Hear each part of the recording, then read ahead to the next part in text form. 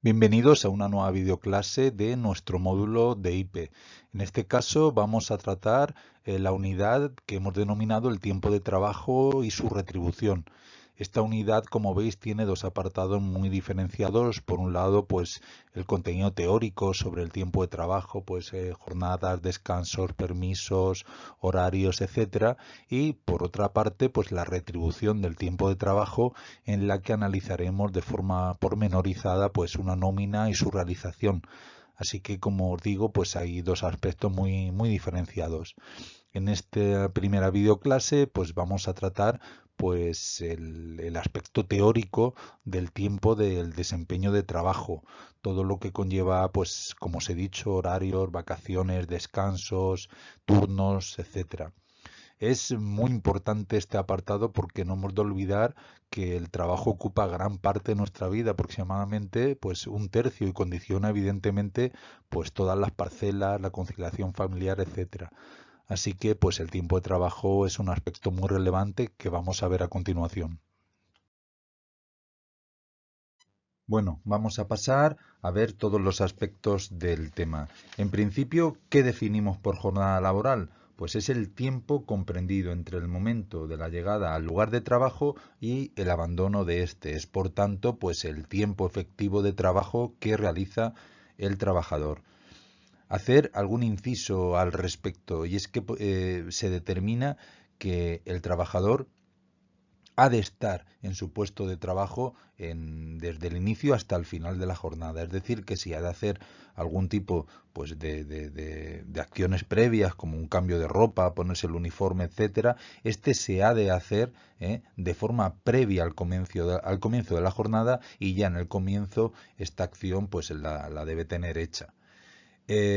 Vamos a hablar de los mínimos de la jornada ordinaria de trabajo. Deciros que nosotros aquí vamos a ver pues los mínimos de la jornada, es decir, las garantías que todo trabajador ha de tener en su jornada de trabajo y que nos establece el Estatuto de los Trabajadores. Pero este tipo de regulación de la jornada está muy afectada fundamentalmente por la negociación colectiva, es decir, a las condiciones que cada convenio colectivo va a aplicar a su sector de aplicación, y que también, por supuesto, la jornada puede negociarse y evidentemente mejorarse a través de la negociación individual y particular entre empresario y trabajador. Como digo, vamos a ver los límites de la jornada ordinaria de trabajo que, como os acabo de comentar, pueden mejorarse tanto en la negociación colectiva como en la negociación individual. En primer lugar, y es muy importante este aspecto, el tope de horas semanales será, fijaros, de 40 horas semanales. Pero fijaros este aspecto que es muy determinante, en cómputo anual. ¿Qué quiere decir? De media al año. Por tanto, sería perfectamente legal y seguiría siendo una jornada ordinaria cuando en ciertas circunstancias, pues una jornada semanal sea de 38 horas y otra de 42, puesto que la media serían de 40. Todo esto pues se realiza para que el empresario pues tenga cierta flexibilidad a la hora de organizar su jornada. Pasamos al resto de límites de la jornada ordinaria. En principio, el tope de trabajo diario será de 9 horas al día. ¿Mm? Eh, los menores, que tienen unas garantías especiales, no pueden realizar una jornada de más de 8 horas al día. Ahí lo tenéis. Eh, Otro de los límites es el de el descanso entre jornadas, es decir, que entre el final de una jornada y el principio de otra ha de mediar un descanso mínimo de 12 horas entre el final de una y el comienzo de otra. Deciros que en el caso de cambiar de turno, que evidentemente pues se solapan casi las jornadas, imaginad que pues estás haciendo un turno de tarde y te pasan, es el momento del cambio del turno mañana. Pues en esos casos de cambio de turno, ese descanso entre jornadas puede reducirse a únicamente 7 horas. Otro de los descansos es el de la jornada continua. Aquí podríamos matizar qué entendemos por jornada continua y jornada partida. Entendemos por jornada continua cuando no hay interrupciones dentro de la jornada de trabajo, y la jornada partida cuando esa jornada está dividida por un descanso mínimo de al menos una hora. Pues bien, cuando realizamos una jornada continua, si es de más de 6 horas, tenemos derecho, si es de más de 6 horas, tenemos derecho a un descanso mínimo de 15 minutos.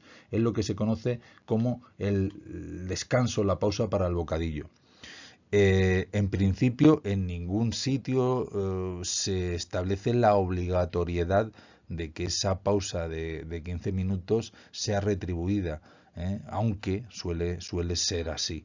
Normalmente todo esto se recoge en los convenios de aplicación. Como digo, los menores de edad tienen una jornada mucho más garantista y en su caso se amplía a 30 minutos si su jornada continua rebasa las 4 horas y media, como digo, 30 minutos de descanso de jornada continua. Y por último, un descanso mínimo semanal de un día y medio ininterrumpido, que será el domingo y o bien la tarde del sábado o mañana del lunes, que pasa a 2 días en el caso de los menores de 18 años. Como os he dicho, esto que acabamos de ver son las garantías mínimas que todo trabajador tiene respecto a su jornada. Son los mínimos de derecho que nos establece el Estatuto de los Trabajadores. Pero este aspecto, el de la jornada, suele tener mucha mejora en el convenio colectivo aplicable a cada trabajador. Por ejemplo, es muy habitual que se limite a 8 horas al día para todos, no solamente para los menores, que el descanso mínimo semanal pues sea evidentemente de 2 días, e incluso establece pues que esas pausas dentro de la jornada continua y demás pues que sean retribuidas. Normalmente se aplican muchas mejoras en la negociación colectiva a estos mínimos de derecho que acabamos de ver. Vamos a ver algún otro aspecto referente a la jornada. Deciros que desde el año 2012 se permite a las empresas que puedan realizar una distribución irregular de la jornada sujeta a ciertos límites. En principio, y salvo que se pacte otra cosa, las empresas tienen la posibilidad de disponer de un 10% del total de horas anuales. Si hemos dicho con anterioridad que una jornada de 40 horas a la semana equivalen aproximadamente a 1.800 horas al año, pues podríamos decir que la empresa tiene pues 180 horas, una bolsa de 180 horas para poder utilizar con los trabajadores y que pues en ciertos momentos puede incrementar la jornada. Pensad, por ejemplo, pues en una época de rebajas en el comercio, etcétera, puede incrementar la jornada haciendo uso de esta bolsa del 10%. Deciros respecto a la distribución irregular de la jornada que cuando la empresa haga uso de ella ha de respetar siempre unos ciertos límites, como serían el descanso entre jornadas de 12 horas y el descanso semanal al menos de día y medio, pero que normalmente suelen ser 2, y que además el trabajador ha de ser avisado con al menos 5 días de antelación pues para poder organizarse y poder hacer frente pues a ese cambio respecto a su rutina de jornada ordinaria. También vamos a hablar del registro diario de jornada, que es algo que era preceptivo antes del 2019, pero únicamente para los contratos a tiempo parcial, es decir, aquellos que trabajaban menos horas de las ordinarias y debían de figurar pues las horas a las que iban a trabajar, etcétera.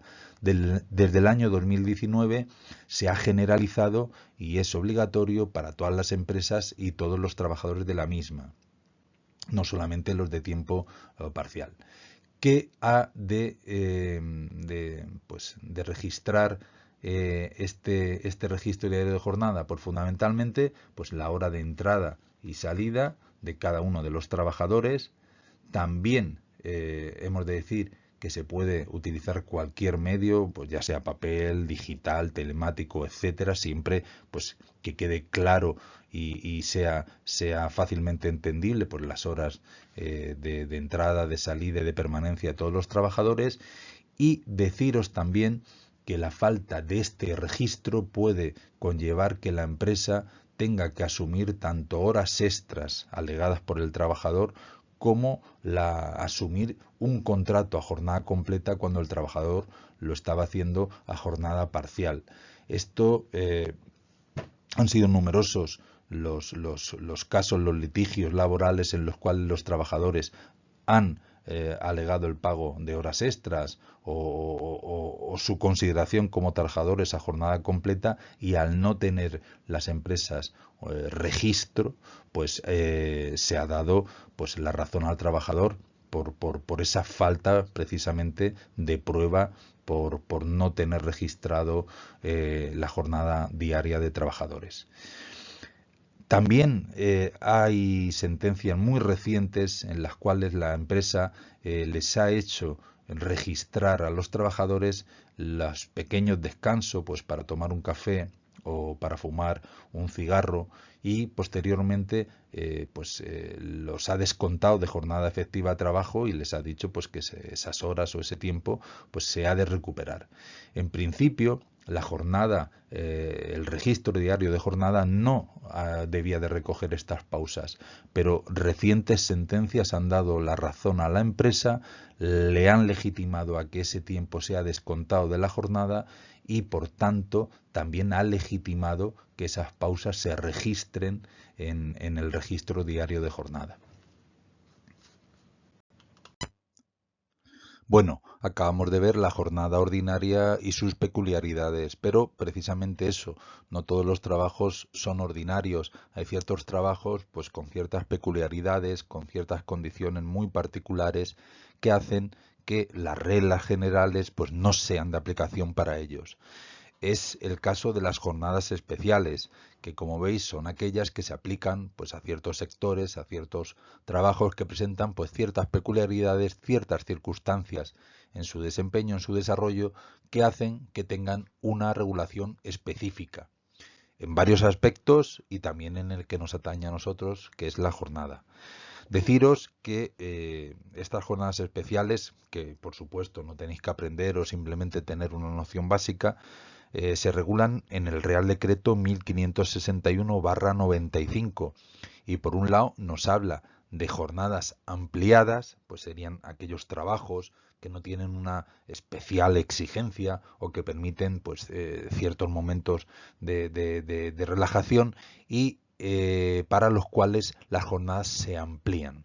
Así, por ejemplo, y a modo de ejemplo, podemos hablar de los empleados en fincas urbanas, que se limita su descanso entre jornadas a 10 horas, o los guardias y vigilantes no ferroviarios, pues que simplemente pues tienen que hacer pues esperas y cosas así, que pueden ampliar a 12 horas su jornada ordinaria. Y el trabajo en el campo, cuando no es demasiado exigente, pero que en épocas de cosecha es muy necesario hacer una recogida pues muy acelerada del fruto, se puede ampliar su jornada semanal a 60 horas. El comercio y la hostelería, que son trabajos en los cuales pues en época estival requieren de mucha mano de obra y por ejemplo pues se permite que el descanso semanal se acumule por periodos de 4 semanas, es decir, se puede trabajar 3 semanas seguidas sin descanso y trabajar y descansar la última. Y el trabajo en el mar, que también pues incluso permite que solamente se descansen 8 horas entre jornadas. Como digo, son trabajos especiales. En este caso, en las jornadas ampliadas, pues que no tienen una gran exigencia o que es muy preceptivo por una época muy puntual el que el trabajo sea más intenso y se permite que las jornadas puedan ampliarse. Pero también tenemos el caso contrario, trabajos a los cuales se les otorga una mayor protección, pues especialmente por su dureza, porque su desempeño es muy riguroso por condiciones climáticas o condiciones de trabajo. Así, a modo de ejemplo, tenéis algunos, por ejemplo, fijaros el trabajo en el campo que también sale en el caso de ampliadas, también sale en el caso de jornadas reducidas, pues fundamentalmente pues cuando, por ejemplo, se está con los pies en agua o con mucha humedad, como pueden ser los arrozales, etcétera, se limita a 6 horas al día el trabajo. 6 horas 20, concretamente en el interior de las minas sí que se limita a 6 horas de trabajo al día, y si se está mojado todo el día, a 5 horas.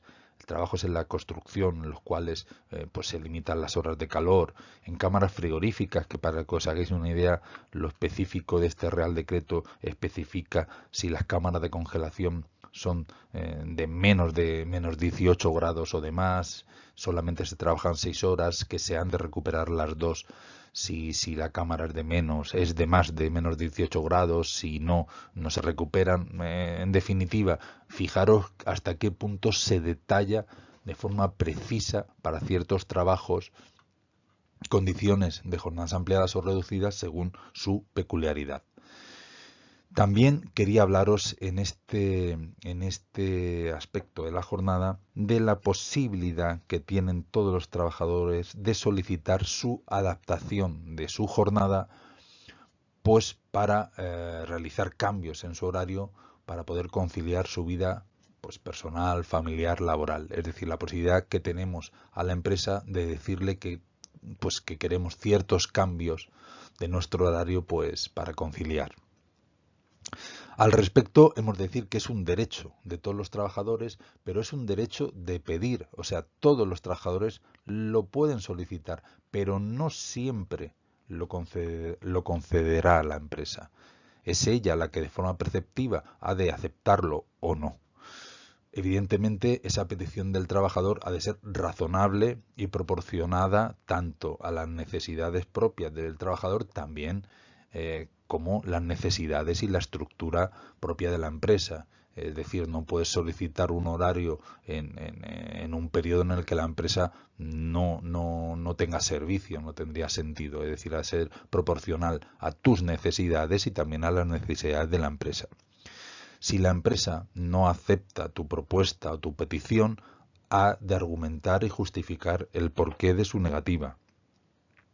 Y por último decir que si bien en ningún precepto del estatuto se establece en qué casos se ha de poder solicitar esta adaptación de jornada, sí que podemos ya delimitarlo un poco por la jurisprudencia y por los casos que ya se han ido produciendo, y fundamentalmente suele afectar pues a cuidado de hijos menores, a personas discapacitadas o con enfermedades crónicas que precisen de un cuidado, familiares dependientes, y también incluso se ha aceptado para casos de trabajadores que quieren conciliar su trabajo pues con la realización de estudios o seguir formándose.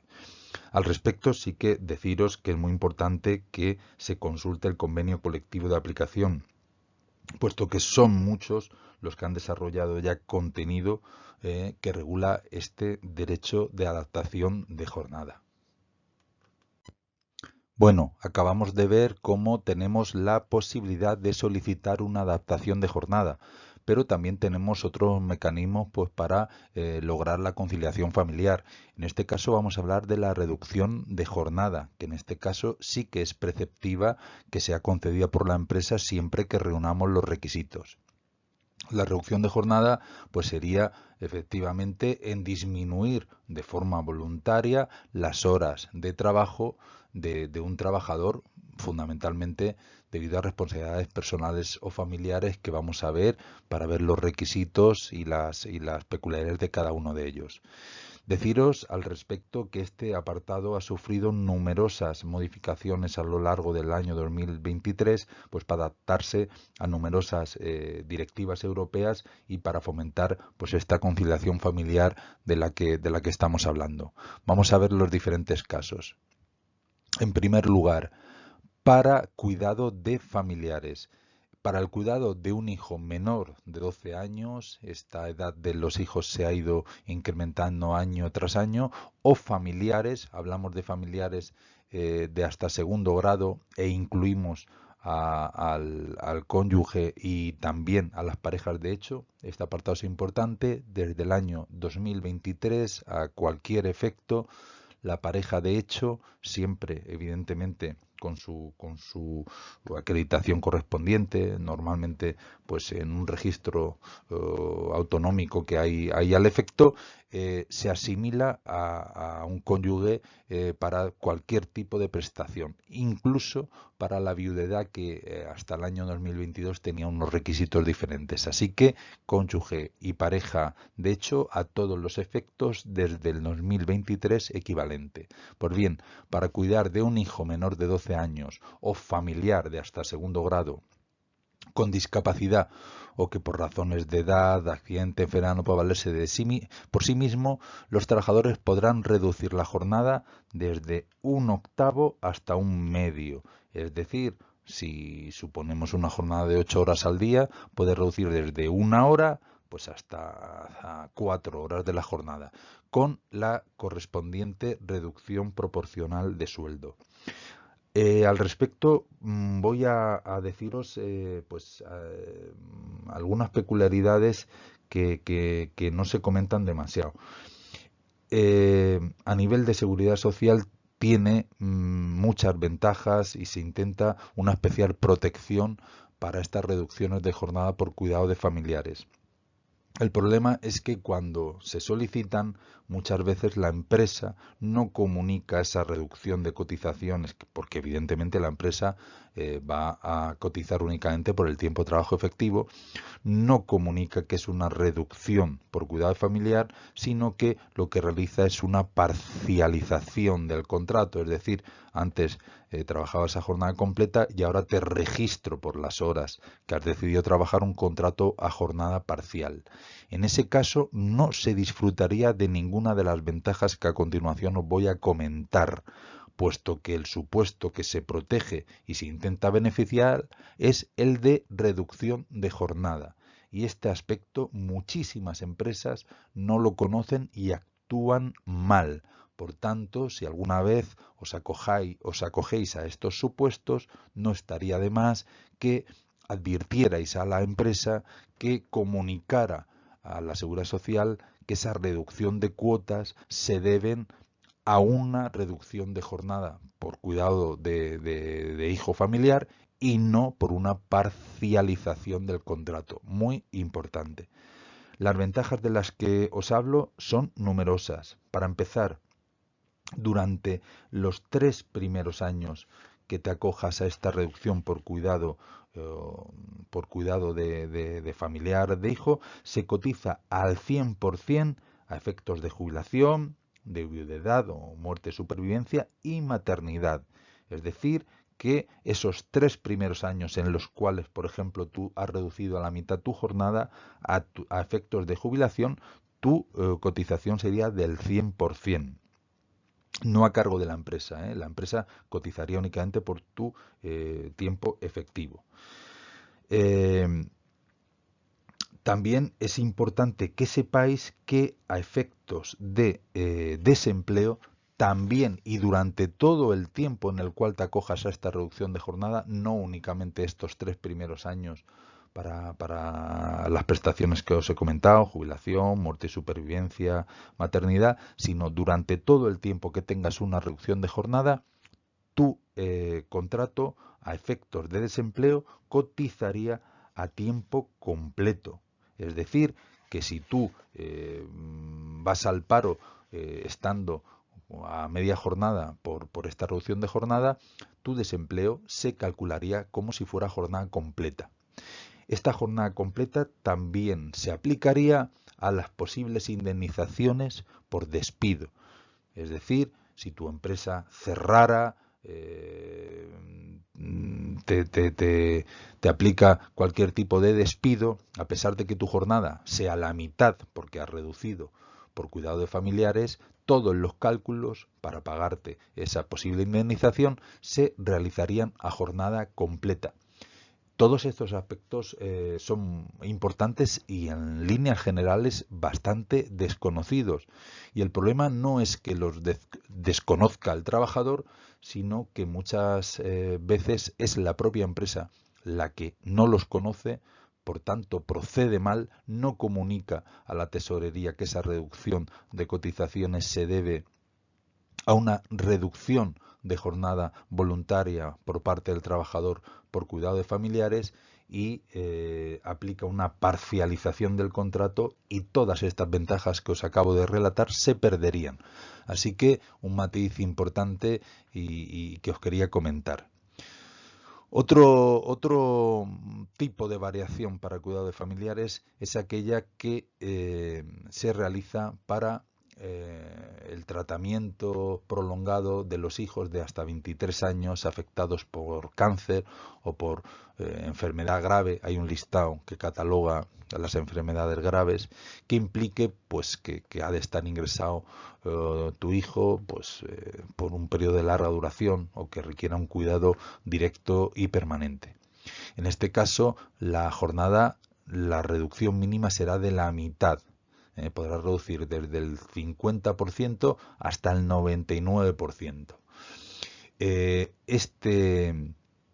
Esta reducción podrá acogerse siempre que estén trabajando, se podrá acoger tanto el padre como la madre. Y deciros también que también tiene una protección especial, y es que se puede solicitar un subsidio a la mutua de la empresa por esa parte que se ha dejado de trabajar para compensar esa falta de ingresos. Ese subsidio, en el caso de que este permiso lo coja el padre y la madre, solamente podrá solicitarlo uno de los dos. Todas estas ventajas, todas estas bonificaciones que os estoy comentando por esta reducción de jornada son bastante desconocidas y, lo que es peor, por muchas empresas y por muchas asesorías que lo tramitan. Otro aspecto que también os quería comentar, y es que en muchas ocasiones cuando un trabajador solicita esta reducción, algunas empresas no lo asumen con la naturalidad debida e incluso amenazan al trabajador con un posible despido o en ocasiones hasta lo realizan. Pues bien, se están dando ya numerosas sentencias, incluso del Supremo, que ya sabéis que en fin, crean jurisprudencia, que están declarando nulos los despidos de trabajadores no justificados y correctamente argumentados cuando estén disfrutando de estos permisos de cuidado de familiares. Se le está dando una especial protección para evitar represalias por solicitar estas reducciones. Otra de las causas de reducción para la conciliación es el caso de la lactancia. La lactancia se puede solicitar por el padre o por la madre, por los dos, para cada hijo menor de 9 meses. ¿Cuál es la reducción a la cual se tiene derecho? Pues se puede coger de varias maneras. Por un lado, se puede coger como una hora de ausencia diaria, que se puede dividir en dos fracciones. Es decir, tú tienes que respetar tu hora de entrada y tu hora de salida diaria, pero en medio puedes tomarte dos medias horas o una hora completa de ausencia. También, siempre que afecte a tu hora de entrada entrando media hora antes o a tu hora de salida saliendo media hora antes, puedes reducir tu jornada, en este caso solamente en media hora, es decir, entrando media hora más tarde, saliendo media hora antes. Lo normal es que las horas de lactancia se acumulen, es decir, esa hora diaria que te corresponde durante los 9 meses primeros del bebé, si la vas sumando, suele equivaler a unos 15 días de trabajo, 22, 23, 24 días naturales. Normalmente se establece en el convenio. Y lo normal es que se acumulen. De tal manera, después del permiso de maternidad, paternidad, 16 semanas, suelen de forma continuada cogerse estos 22, 23 días de lactancia. Este permiso no conlleva reducción de sueldo, es decir, durante el periodo de lactancia se cobraría el salario normal. Existe la posibilidad, aunque es muy poco usada, de que desde los 9 a los 12 meses puedas ampliar esta lactancia durante ese periodo, estos 3 meses, pero en este caso sí que se produce una reducción proporcional de esa hora de tu salario.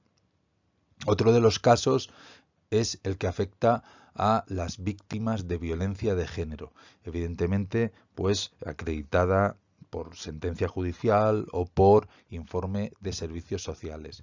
En este caso, la trabajadora podrá reducir su jornada en el tiempo que estime oportuno y también tiene prioridad de adaptar su jornada e incluso optar al teletrabajo si existe esa posibilidad.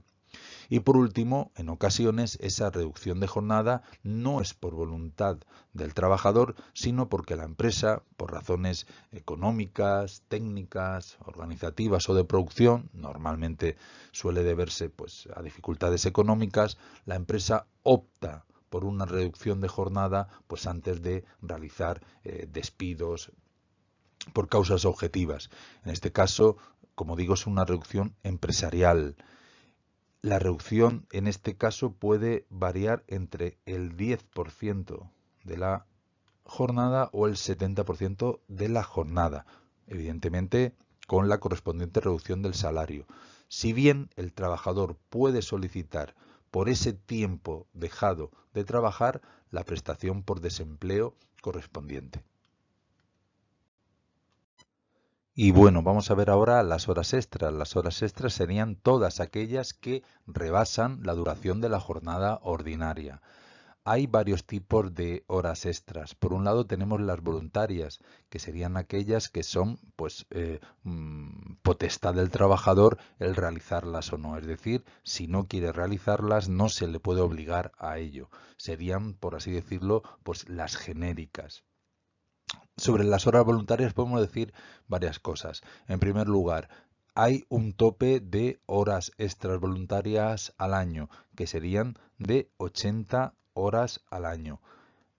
Para este cálculo de 80 horas al año no computarían aquellas horas extras que se han compensado con descanso, es decir, solamente rige este límite de 80 al año en las que se pagan. Cotizan al tipo general de la seguridad social. Hemos de decir que las horas extras tienen una cotización adicional, cotización adicional con la intención de disuadir, de encarecer la realización de horas extras y así pues intentar potenciar pues la nueva contratación de trabajadores frente a sobrecargar con horas a los trabajadores en plantilla. Luego también tenemos un grupo de horas extras obligatorias que a su vez tenemos dos grandes tipos. Por un lado serían las pactadas. Las pactadas serían aquellas que se acuerda fundamentalmente en la negociación colectiva. Serían pues compromisos que asumen los trabajadores de brindarse a realizar X número de horas extras para que la empresa pueda disponer de ellas. Tienen el mismo tipo de cotización que las horas voluntarias. Y luego tenemos un tipo especial de horas extras especialmente obligatorias que serían aquellas de fuerza mayor. Nos encontramos con horas de fuerza mayor cuando suceden pues acontecimientos inesperados, urgentes, graves, que requieran pues de actuación pues para prevenir, reparar o minimizar daños urgentes.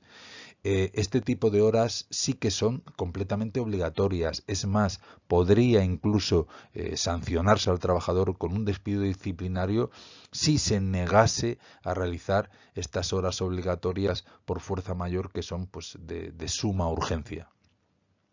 Deciros que ese límite de 80 horas al año no rige para las horas de fuerza mayor, que se podrá hacer siempre que sucedan pues estos sucesos, y están sujetas a un tipo de cotización más reducido. Respecto a las horas extras podemos hacer varios apuntes. En primer lugar, se puede optar o bien por pagarlas o bien por cambiarlas por periodos de descanso, o pagar o compensar por periodos de descanso. Normalmente esto viene reflejado en los convenios, pero si no se dice nada al respecto, el estatuto se decanta que preferiblemente se compensen por periodos de descanso equivalente. Si se pagan, nunca podrá realizarse a una cantidad inferior a la de una hora ordinaria. La verdad es que menos. Estaría bien que, además de que se pudieran realizar horas extras, estas se pudieran pagar más baratas que una hora ordinaria.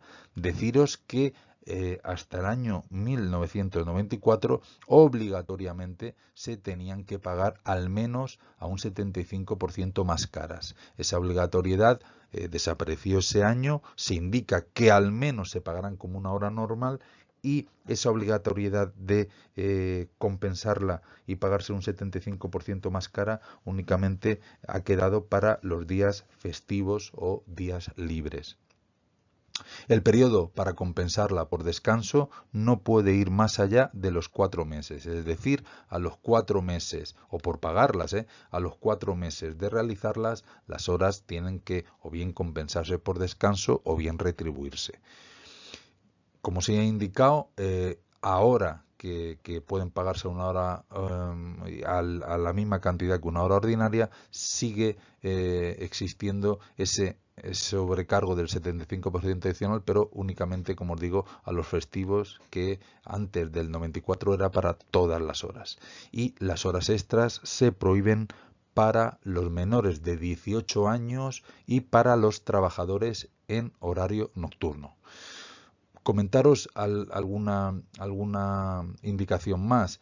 En los contratos a tiempo parcial, es decir, aquellos que se trabaja un número de horas inferiores a la jornada ordinaria, las horas extras se denominan horas complementarias y se limita a un 30% de la jornada del contrato a tiempo parcial. Si mi contrato a tiempo parcial, pues no sé, es de 20 horas a la semana, a lo sumo podría hacer un 30%, es decir, 6 horas semanales en horas extras. Nunca, evidentemente, las horas complementarias, que es como se llaman las horas extras en los contratos a tiempo parcial, más las horas del propio contrato a tiempo parcial, podrán rebasar la jornada completa. Y también deciros que estas horas complementarias, en este caso, siempre se pagan. Cómo se distribuyen las horas de nuestra jornada de trabajo a lo largo del día y a lo largo de la semana es lo que determina y lo que constituye nuestro horario de trabajo. El horario de trabajo normalmente pues suele venir determinado por las empresas y viene reflejado en el convenio colectivo. Decir que evidentemente el horario de trabajo pues es determinante pues para nuestro día a día y llevar nuestra vida y conciliarla. Así que cuando sufrimos una modificación en nuestro horario de trabajo, estamos ante una modificación sustancial de condiciones de trabajo. Y si no estamos conforme o pensamos que esa modificación que nos ha hecho nos ajusta a ninguna razón legal, podemos interponer una reclamación que se resolverá a través de un proceso preferente y urgente que decidirá si se ajusta a derecho o no ese cambio realizado por la empresa. También podemos solicitar que ante una modificación en nuestro horario poder rescindir nuestro contrato de trabajo, extinguirlo y además cobrar y tener derecho a una indemnización precisamente por esa modificación sustancial de condiciones de trabajo. Concretamente, tendremos derecho a una indemnización de 20 días de salario por año trabajado. Dentro de las diferentes posibilidades de horarios vamos a ver dos de los tipos pues más comunes. Por un lado, el trabajar a turnos, es decir, que nuestro horario no sea fijo. tenemos un horario en horas diferentes en determinados periodos. Normalmente pues se va turnando por semanas, por meses, por quincenas, etcétera. Respecto al horario a turnos, decir que en aquellas empresas en las cuales se trabaje con una jornada continuada durante las 24 horas al día y se realicen turnos rotativos, el turno de noche como mucho durará 2 semanas, salvo que el trabajador de forma voluntaria quiera estar más tiempo o incluso asumir el turno de noche. También en ese cambio de turnos evidentemente se solapan el periodo de las jornadas, y ese descanso mínimo entre jornadas que veíamos que era de un mínimo de 12 horas se puede reducir a solamente 7 horas. Y por último, decir que los trabajadores que van a turno respecto a aquellos que tienen un horario fijo tienen una retribución adicional, porque se supone que es, pues, evidentemente más perjudicial o con más inconvenientes el ir cambiando de turno. Ese retribución adicional, ese plus, suele llamarse plus de turnicidad. Otro de los horarios también más comunes es el horario nocturno. ¿Qué entendemos por trabajar de noche, por horario nocturno? Sería aquel que va desde las 10 de la noche hasta las 6 de la mañana. Ese sería el intervalo del horario nocturno. Sin embargo, no es necesario el trabajar todas las horas en ese intervalo para que se nos catalogue nuestra jornada como una jornada de trabajo nocturno. Se considera que si se trabaja dentro de ese intervalo más de 3 horas o a lo largo de la jornada un tercio, se considera una jornada nocturna. Así, por ejemplo, si trabajamos de las 5 de la tarde a la 1 de la mañana, esa jornada sería una jornada de trabajo nocturno, puesto que de 10 a 11, de 11 a 12 y 12 a 1, tendríamos 3 horas de trabajo dentro de ese intervalo, y como os digo, con 3 horas ya se consideraría trabajo nocturno. El trabajo de noche se prohíbe a los menores de 18 años y tampoco se pueden realizar horas extras ni trabajar más de 8 horas al día cuando se trabaje en horario nocturno. Por último, decir que también se tiene una retribución adicional el turno de noche respecto al resto de turnos diurnos. Y es que, evidentemente, los perjuicios de trabajar de noche, tener pues un ritmo de vida y de trabajo contrario al de la generalidad de la gente, pues evidentemente es muy molesto y acarrea numerosas consecuencias negativas incluso para la salud. Ese plus adicional, esa retribución adicional, suele denominarse plus de nocturnidad y hace que el mismo trabajador, cuando va a diferentes turnos, suele cobrar más en el turno de noche que en un turno ordinario por realizar el mismo trabajo. Y bueno, a lo largo de nuestra jornada, a lo largo de los meses, a lo largo del año, tenemos derecho a ciertos descansos laborales que además son beneficiosos tanto para el trabajador, evidentemente, como también para la empresa, para que se pueda mantener pues la productividad pues y el desempeño del trabajo. Vamos a ver los principales descansos laborales. Sin duda, el fundamental son las vacaciones. Vamos a ver las diferentes características de las mismas. Hemos de decir que el mínimo de vacaciones al año será de 30 días naturales. Por convenio colectivo o pacto individual, evidentemente podrá mejorarse, pero nadie podrá tener menos de 30 días naturales. Evidentemente, si no trabajamos a lo largo de todo el año, estos días serán proporcional al tiempo de trabajo. Si, por ejemplo, hemos trabajado 6 meses, pues evidentemente esos 30 días de forma proporcional son 15 días de vacaciones, lo que nos corresponden. Si hacemos una regla de 3 al mes, pues nos salen que cada mes nos daría derecho a 2 días y medio de vacaciones. Las vacaciones son un derecho al que no se puede renunciar, han de disfrutarse y se prohíbe que pueda compensarse por dinero. Es decir, que incluso aunque el trabajador estuviera de acuerdo en ello, si tienes 30 días no puedes renunciar, por ejemplo, a 15 y trabajarlos y cobrarlos por un lado como vacaciones y por otro como el sueldo por el trabajo, incluso queriendo. Evidentemente, pues si ambas partes lo hacen y nadie pues reclama esa situación, difícilmente se va a enterar nadie. Pero es que incluso, como os digo, con voluntad propia el trabajador no puede renunciar a ese derecho. Suele haber mucho conflicto con el periodo de disfrute vacaciones, es decir, casi todo el mundo pues pretende coger pues las semanas de agosto, etcétera, y en muchas ocasiones en aquellas empresas que permanecen abiertas pues hay conflicto a la hora de coger los turnos. Pues bien, el sistema de acceso a las vacaciones suele venir reflejado en convenio colectivo, pues establece turnos, establece rotaciones a lo largo de los años, etcétera. En cualquier caso, el trabajador con al menos 2 meses de antelación debe conocerlas pues para poderlas preparar.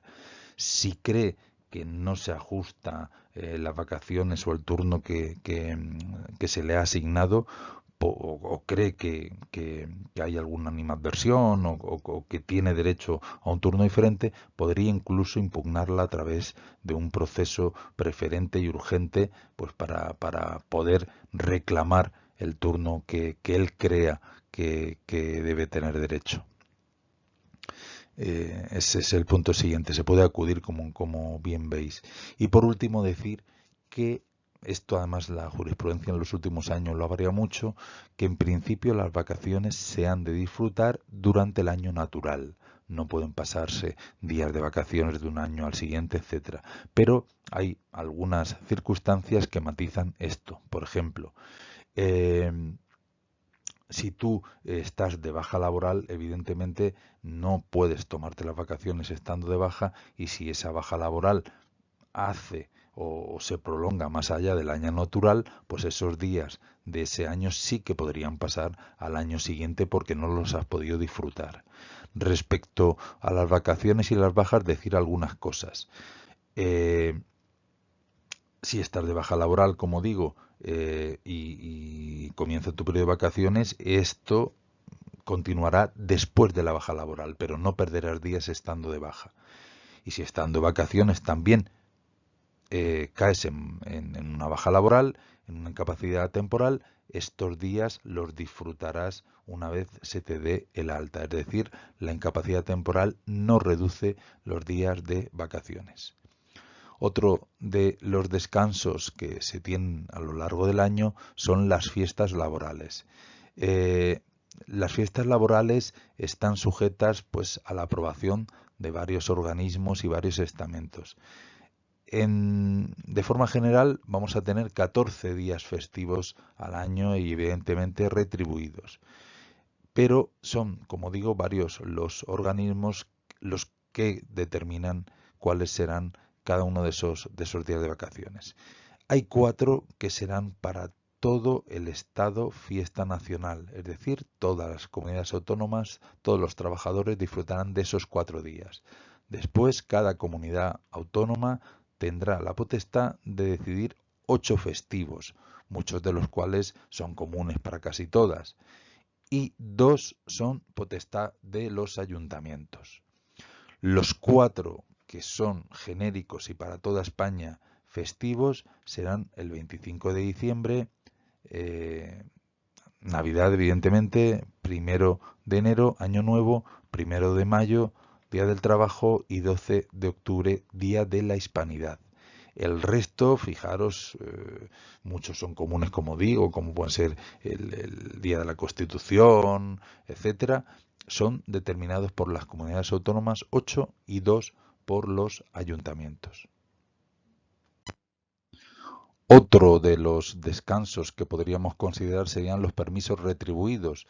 Son permisos pagados que el trabajador puede tomarse ante ciertas circunstancias personales. Son esas circunstancias las que determinan el derecho a estos permisos.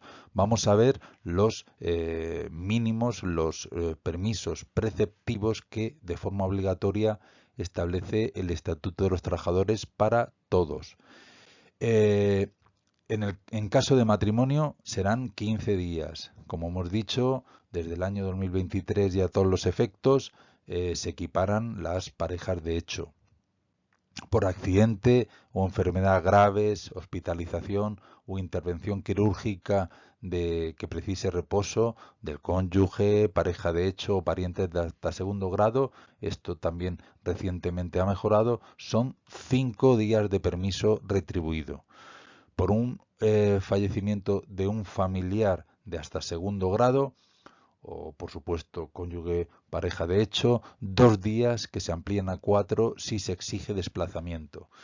En líneas generales se estima que se exige desplazamiento cuando hay una distancia de más de 200 kilómetros.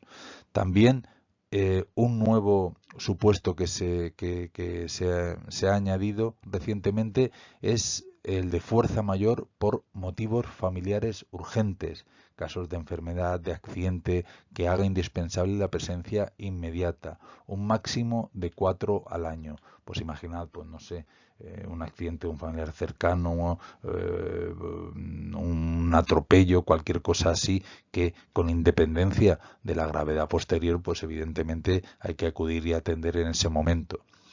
Hospitalización de bebés prematuros o que cuando nacen precisan de estar hospitalizados. Se puede reducir la jornada en 1 hora retribuida y, si se estima necesario, pueden añadirse a esa hora de reducción con retribución 2 horas más, pero en ese caso estas horas añadidas no se pagarían. Un día por traslado del domicilio habitual, es decir, para tu mudanza de cambiarte el día de domicilio habitual. Evidentemente, siempre la empresa podrá alegar, pues, hacerlo un domingo, un día que no trabajes. No, estos permisos se pueden y se deben de disfrutar en días laborables. El tiempo necesario para cumplir con un deber inexcusable público y personal. Nos estamos refiriendo, pues, no sé, a que nos llamen como miembros de un jurado, ser miembro de una mesa electoral, en el caso de que ese día sea laborable para mí, etcétera. En esos casos te tienen que dar el tiempo necesario y por supuesto te lo seguirán pagando. El tiempo para funciones de representación sindical ya lo veremos en temas posteriores, pero los representantes sindicales tienen una asignación de horas que han de retribuirse para realizar, pues, sus funciones de apoyo y de asesoramiento sindical.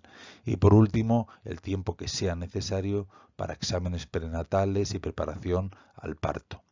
Como os he dicho, estos son los mínimos de derecho que establece el estatuto, pues, para todos los trabajadores, pero es este quizá uno de los aspectos que incluye más mejoras y más variaciones en la negociación colectiva, en los convenios colectivos de aplicación. Así es muy habitual que muchos de los días por estas causas se amplíen. En muchos convenios, en caso de matrimonio, te dan 21 días y otro tipo de permisos se amplían también. Pues yo que sé, por fallecimiento familiar te dan 3 o incluso 4 sin necesidad de que haya desplazamiento. Y también muchos convenios introducen nuevos permisos retribuidos que no son los genéricos que establece el estatuto. Sin ir más lejos, son muy comunes los días de asuntos propios, ¿verdad? O días moscosos que ciertos convenios colectivos pues recogen, que son días, no sé, pueden ser 2, 3, 4 al año, que sin un motivo sin un motivo concreto, el trabajador, evidentemente, con la antelación suficiente, puede tomarse, pues, evidentemente, para sus asuntos propios. E incluso se recogen nuevos como matrimonios de familiar cercano, etcétera. Es un aspecto que incluye muchas mejoras y, por tanto, os remito a que cuando queráis conocer los permisos que os atañen, acudáis a vuestro convenio colectivo de aplicación. Pues evidentemente hemos visto cómo es mucha la regulación del tiempo de trabajo y afecta, pues, a muchos campos, y lógicamente pues todo trabajador querrá conocer cuáles son sus días libres, sus festivos, los puentes, qué permisos puede tomarse, etcétera, pues para organizarse, pues su vida y poder conciliar su vida familiar y laboral. Para todo ello y para que se vea plasmado pues toda esta organización del tiempo de trabajo, tenemos el calendario laboral que se ha de publicar de forma anual en un lugar visible del centro de trabajo. En él pues figurarán todos los festivos, el horario u horarios en el caso de que la empresa tenga varios, cómo se van a distribuir los días de trabajo, si hay determinados turnos de vacaciones, permisos, etcétera. Y de esta manera, pues, los trabajadores tendrán acceso a toda esta información y, evidentemente, podrán organizarse y conciliar su vida laboral y su vida familiar. Por último, vamos a hablar también de una de las novedades que recientemente pues se han añadido, como son los planes de igualdad. Si bien con anterioridad a 2022 ya existían, pero para empresas de más de 250 trabajadores, desde esa fecha, 8 de marzo del 2022, todas las empresas con más de 50 trabajadores en plantilla están obligados a contar con un plan de igualdad de oportunidades. El plan de igualdad de oportunidades son pues un conjunto de medidas que tienen como objeto garantizar la igualdad de trato y de oportunidades de mujeres y hombres en la empresa, así como eliminar las situaciones discriminatorias que por razón de sexo puedan darse. Si bien evidentemente no hay ningún precepto legal, entre otras cosas, porque sería contrario a derecho, que legitime una discriminación positiva dentro del derecho al trabajo del hombre sobre la mujer, evidentemente si acudimos pues a encuestas, si acudimos a datos y si acudimos a registros, se sigue dando una discriminación pues en mujeres en puestos de directivos, incluso en retribución. El plan de igualdad pretende que desde la empresa se pueda realizar un análisis y un diagnóstico con representación tanto de la empresa como de las personas trabajadoras, pues para detectar estas discriminaciones, estas desigualdades y combatirlas. Los principales elementos que evidentemente va a analizar y a tratar de mejorar son los siguientes: todo el proceso de selección y de contratación, la clasificación profesional, la formación, la promoción, es decir, los ascensos, las condiciones de trabajo, la infrarrepresentación femenina en ciertos sectores o en ciertos puestos, la retribución, como vemos, sigue dándose a nivel general una menor retribución para las mujeres por trabajos similares. Evidentemente también la prevención del acoso sexual y por razón de género, y también el ejercicio responsable de los derechos de la vida personal, familiar y laboral, y promover la conciliación. Bueno, y con estos planes de igualdad acabamos el repaso por la teoría de nuestro tema 3. Como hemos visto, el eje fundamental gira alrededor de la organización del tiempo de trabajo, y como hemos comentado, este es un aspecto muy determinante porque va a condicionar no solamente nuestras condiciones de trabajo, sino también nuestras condiciones de vida. Así que es un aspecto relevante y de mucha importancia. Bueno, espero haber aclarado todas vuestras dudas. Como sabéis, toda la presentación que sustenta este vídeo la tenéis a vuestra disposición en PDF, y por supuesto yo estoy a vuestra disposición para resolver cualquier duda, cualquier aclaración que estiméis oportuna. Muchas gracias por vuestra atención.